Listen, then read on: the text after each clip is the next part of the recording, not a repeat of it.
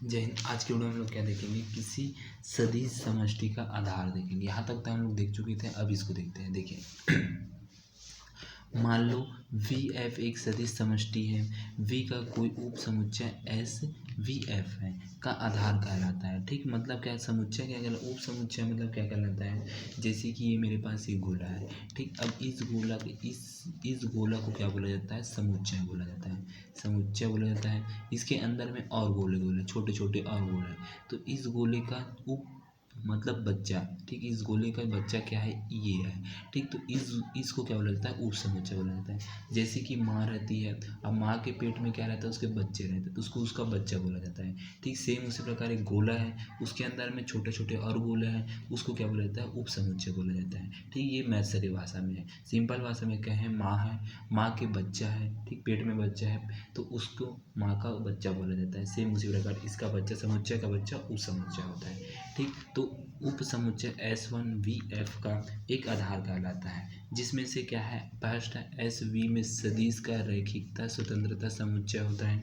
Second क्या कहलाता है, SVF को जनित्र करता है, अर्थात LS is equal to V, अर्थात V में प्रत्येक सदिश के एक परिमित संख्या में अवयव का एक रैखिक संचय होता है। ठीक, एक रैखिक संचय होता है। ठीक, अभी ये परिभाषा उसको आपको याद रखना है। सेकंड देखिए यहाँ पर क्या है, सेकंड हमारे पास क्या है, परिमित परिमित विमीय सदिश समष्टि है। ठीक, मतलब परिमित विमीय सदिश समष्टि है।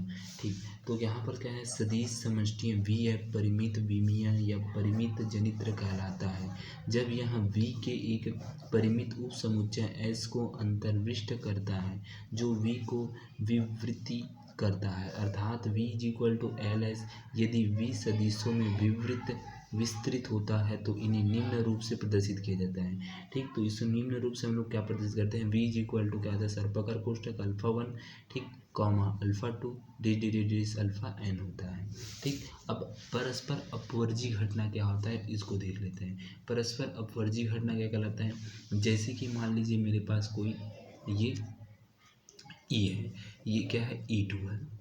मान लीजिए दोनों में से यहाँ का जो उप समुच्चय है, यहाँ के उस समुच्चय से क्रिया कर लेता है, तो एक प्रकार से घटना हो रहा है, तो वही क्या कहलाता है, इस घटना को इंटरसेक्शन मतलब नीचे के रूप में दर्शाना ही क्या कहलाता है, परस्पर अपवर्जी घटना कहलाता है, नीचे के रूप में घटाना। ठीक, ये ठीक, तो E1 इंटरसेक्शन E2, इसको नीचे के रूप में दर्शाना ही क्या कहलाता है, परस्पर अपवर्जी घटना बोला जाता है। देखिए, यदि दो या दो से अधिक घटनाओं में कोई भी अवयव या प्रकल्य परिणाम उभयनिष्ठ ना हो तो वे परस्पर अपवर्जी घटना कहलाता है। मतलब क्या कहलाता है, उभयनिष्ठ ना हो, परस्पर बराबर ना हो, उभयनिष्ठ ना निकल दे हो, तो उसको क्या कहलाता है, परस्पर अपवर्जी घटना कहते हैं। उदाहरण के लिए देखिए, यदि E1 और E2 परस्पर अपवर्जी घटनाएं हैं तो क्या हो जाएगा, E1 intersection E2 equal to 5, ये एक घटना होती है। ठीक, उसी प्रकार E1 व E2 परस्पर अपवर्जी है, यदि E व B परस्पर अपवर्जी घटना है तो P A intersection B equal to 0 होता है। क्या होता है, P A intersection B equal to 0 के रूप में ले जाता है, या तो इसको हम लोग E1 intersection E2 equal to 5 के रूप में लेते हैं। ठीक, तो इस प्रकार से ये हमारे पास होता है।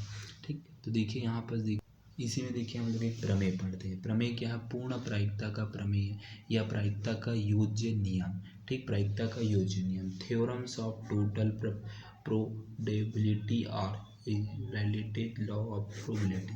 ठीक, क्या है हमारे पास, प्रमेय क्या है, प्रायिकता का योग नियम लिखिए एवं सिद्ध कीजिए।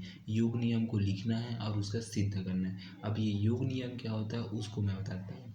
देखिए क्या होता है योग नियम, यहाँ पर लिखता हूँ उसी को, P E1 union E2 equal to में देखिए PE1, ठीक, प्लस में PE2, फिर उसके बाद माइनस में क्या होता है, PE1 इंटरसेक्शन E2 होता है। ये हमारे पास क्या होता है, इसका प्रमेय होता है, इसी को हमें सिद्ध करके लाना है। ठीक, हम इसे जस्ट पिछले अध्याय इसको मतलब पिछले चैप्टर में हम लोग इसको पढ़ चुके हैं। यहाँ पर उसका नियम पढ़ेंगे। ठीक, मतलब प्रायिकता का नियम पढ़ेंगे। तो प्रायिकता का नियम, तो प्रायिकता का योग्य नियम, यदि E1 और E2 कोई दो घटना घटित हो रही है, तब घटना E1 या E2 के घटने की प्रायिकता क्या होगा हमारे पास, P E1 U union E2 होता है इक्वल टू PE1 प्लस में PE2 माइनस में PE1 इंटरसेक्शन E2 होता है। ये हमारे पास ये होता है, ये होता है। ठीक, इसको हमें सिद्ध करके लाना है, जो लिखा था वही वाला ये है। ठीक, तो सबसे पहले क्या लिखेंगे, माना करके लेंगे, प्रूव करेंगे। माना कि प्रतिदर्श समष्टि ऐसा है। अब प्रतिदर्श समष्टि क्या कहलाता है, ये बड़ा वाला गोला है, इस गोला के अंदर क्या है, एक E1 है और एक क्या है, एक E2 है। ठीक, यहाँ पास ये ऐसा है तो इसको प्रतिदर्श समष्टि बोला जाता है। और ये दो E1 और E2 है, इसको क्या बोला जाता है, उप समुच्चय बोला जाता है। ठीक, इस बड़े वाले गोले के अंदर में ये छोटे छोटे और गोले हैं, यही प्रतिदर्श समष्टि कहलाता है। अवयव की संख्या n, घटना E1 में अवयव की संख्या L तथा घटना E2 में अवयव की संख्या m है। तो इस जो घटना हो रहा है यहाँ पर, घटना घटित हो रहा है, E1 में हो रहा है, E1 और E2 में हो रहा है, E1 में हो रहा है, E1 में, इसमें क्या अवयव की संख्या L और E2 में अवयव की संख्या m है। तो यहाँ पास NS is equal to n और NE1 is equal to L हो गया। ठीक, उसी प्रकार NE2 is equal to m हो रहा है। ठीक, चूँकि E1 तथा E2 कोई दो घटनाएं हैं, अतएव इनमें कुछ अवयव अवश्य ही उभयनिष्ठ हो सकते हैं। इसमें क्या हो जाएगा, E1 तथा E2 दो घटनाएं हैं, जिसमें से क्या हो जाएगा, उभयनिष्ठ अवश्य ही, इसमें कोई ना कोई उभयनिष्ठ में निकल सकता है। ठीक, अब उभयनिष्ठ क्या होता है, जैसे कि दो समा रहा था, मान लीजिए कि इस गोले का E1 गोले का त्रिज्या क्या है, R है, और ये यहाँ पास एक E2 की त्रिज्या हम लोग R ले रहे हैं। ठीक, E2 है ये और ये E1 है, दोनों देखिए R है, इसकी भी त्रिज्या R है, तो दोनों में उभयनिष्ठ लेकर है। सेम वहीं पर इसको लिए, माना कि R अवयव उभयनिष्ठ है, मतलब इसकी त्रिज्या R उभयनिष्ठ है, इसकी त्रिज्या R उभयनिष्ठ है, तो NE1 intersection E2 equal to R हो जाएगा। परस्पर अपवर्जी घटना है ये ना, इंटरसेक्शन मतलब परस्पर अपवर्जी घटना कहलाता है। ठीक, तो NE1 union E2 equal to में देखिए क्या हो जाएगा, फार्मूला, इस फार्मूला को हम लोग जानते हैं, NE1 प्लस में NE2 minus NE1 intersection E2 होता है। ठीक, उसी प्रकार देखिए यहाँ पर मान को रखते हैं, E1 का मान रखते हैं, E2 का मान रखते हैं और इसका मान रखते हैं, इतना का मान हमें ये मिला है। ठीक, और ये वाला मान ये मिला है, ये वाला मान ये मिला है, ये वाला मान ये मिला है, सभी का मान उठाकर यहाँ पर रख देते हैं। तो NE1 union E2 equal to L plus में m माइनस में R हो गया। ठीक, तो इस प्रकार से ये हो गया।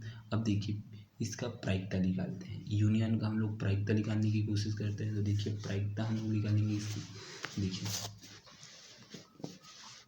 प्रायिकता क्या है, अतः घटना E1 तथा, ठीक, घटना E1 तथा क्या हो जाएगा, E2 की घटना की प्रायिकता PE1 union E2 equal to में n PE1 यूनियन E2 बटे में NS हो जाएगा। ठीक, तो इसको P के रूप में लिखते हैं, PE1 union E2 is equal to, इसका मान हम लोग क्या मिला है, L प्लस में m माइनस में R मिला है, बटे में इसका मान क्या मिला है, n मिला है। ठीक, ये हो गया। अब इसको n को अलग लिखते हैं, इसके साथ लिखते हैं, इसके साथ लिखते हैं, तो PE1 union E2 equal to L upon में n माइनस में m अपान में n माइनस में R अपान में n हो गया।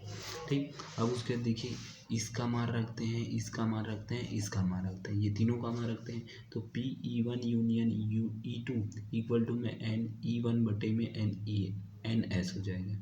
ठीक, L का मान रखें, N का मान रखें, ये मान रख दिए, प्लस में देखिए M का मान रखते हैं, NE2 बटे में NS हो जाएगा, माइनस का माइनस हो जाएगा, यहाँ पर NE1 इंटरसेक्शन E2 बटे में NS हो जाता है। तो PE1 union E2 equal to में PE1 प्लस में PE2 माइनस में PE1 इंटरसेक्शन E2, जो हमें सिद्ध करना था यही हमें सिद्ध करना था, योज्य का नियम है ये। ठीक, तो इस प्रकार से यहाँ तक आपको बनाना है। ठीक, आगे के रूप में हम लोग पढ़ेंगे प्रतिबंधी प्रायिकता क्या होता है, उसको देखेंगे। ठीक।